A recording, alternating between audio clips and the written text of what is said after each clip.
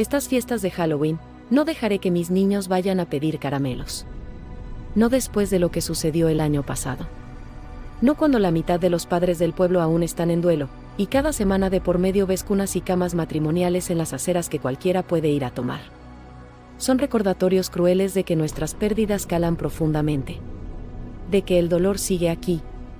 E incluso si esas heridas han empezado a sanar para algunos, siempre arderán.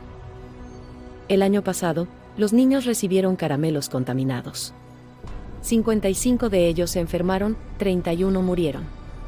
Salió en todos los noticieros, así que no necesito darles el trasfondo de una historia que ya conocen.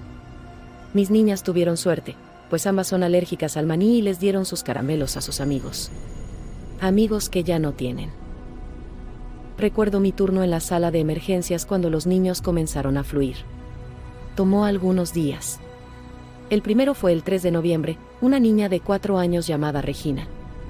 Presentaba dificultades para respirar. Al principio, pensamos que era una reacción alérgica, pero ninguno de los tratamientos pareció funcionar. A medida que empeoraba, no fue hasta que le hicimos una endoscopía para ver dentro de sus pulmones que nos dimos cuenta de lo que estaba sucediendo. Pero, para entonces, era demasiado tarde. Murió en el quirófano. 3 chicos más llegaron esa noche. Todos murieron. Al día siguiente, el flujo se convirtió en un raudal. Niños mayores se unieron a los más jóvenes con dificultades en su respiración. Estos parecían estar en peor condición que los niños de la noche anterior. Los síntomas iniciales habían dado paso a síntomas secundarios antes de la muerte, así que tuvimos que lidiar con el asombro y el terror que estaban experimentando conforme su estado empeoraba. Los representantes del Centro de Control de Enfermedades llegaron poco después de que 10 más habían muerto. Fueron capaces de rastrear rápidamente la fuente de caramelos contaminados. Se determinó que el productor local de chocolate era el culpable, y una investigación expedita reveló exactamente cuántos caramelos habían sido contaminados. El negocio fue clausurado. Los dueños aún están atascados en salas de corte por su negligencia y negativa a acatar las medidas de protección apropiadas en sus importaciones. Como dije, después de todo este tiempo, el incidente aún está fresco en la mente de demasiadas familias. Pasarán el resto de sus vidas asociando una festividad con la muerte y devastación, en vez de la diversión y emoción.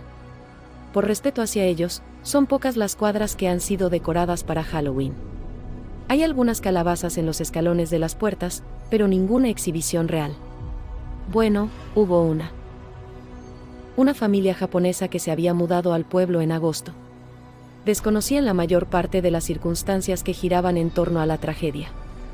Habían comprado la casa que quedaba frente a la mía. Estando emocionados por celebrar Halloween en Estados Unidos por primera vez, decoraron su jardín frontal con esqueletos, calabazas, monstruos y arañas. Un par de vecinos fueron a verlos al día siguiente y les explicaron cuidadosamente lo que había pasado el año anterior. Las decoraciones fueron retiradas dentro de 1 hora. No fue que alguien realmente estaba enojado porque las decoraciones estuvieran ahí. A la mayoría les parecía bien. Si solo hubiesen dejado 3 o 4 cosas, nadie se habría quejado. Vamos, las personas que tuvieron la suerte suficiente de no haber sido tocados por la tragedia incluso pudieron haber apreciado un poco del espíritu de Halloween. Pero para algunos, ver a esa cosa en específico simplemente era demasiado. Incluso en mi caso, que no perdí a nadie, me dio escalofríos cuando vi el montaje. Me hizo recordar a aquella noche del 3 de noviembre cuando llegó Regina. Recuerdo la sonda bajando por sus pulmones. Recuerdo cómo nos quedamos viendo a la pantalla con una combinación de terror y fascinación. No había sido un esqueleto o una calabaza o un monstruo lo que había matado a esos niños. Fueron las arañas.